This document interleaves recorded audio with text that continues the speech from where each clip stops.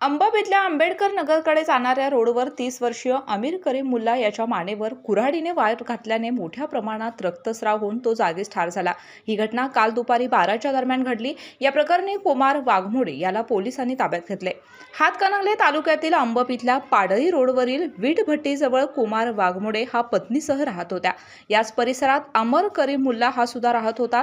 मुल्ला याचे तळ्याजवळ mutton shop आहे। 1.5 वर्षापूर्वी मयत अमीर याचे आणि संशयित कुमार वाघमोडे याच्या पत्नीचे अनैतिक संबंध असल्याच्या कारणावरून वाद होऊन तो पेठ वडगाव पोलीस ठाण्यामध्ये मिटवण्यात आला होता।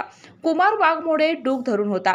नेहमीप्रमाणे कुमार वाघमोडे काल आंबेडकर नगर परिसरात शेळ्या चढवण्यासाठी गेला होता। यावेळी अमीर मुल्ला आणि त्याची समोरासमोर थेट भेट झाली। पुन्हा त्यांच्यात वाद चालू झाला। रागाच्या भरात वाघमोडे यांनी अमीर मुल्ला यांच्या मानेवर कुऱ्हाडीचा घाव घातला। यामध्ये मोठ्या प्रमाणात रक्तस्राव होऊन तो जागीच ठार झाला। या घटनेची माहिती मिळताच पेठ वडगाव पोलिसांनी घटनास्थळी धाव घेतली।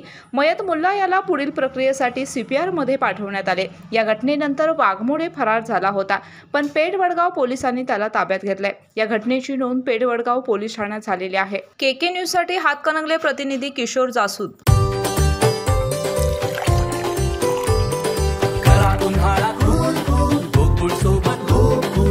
गोकुळ सोबत गोकुळ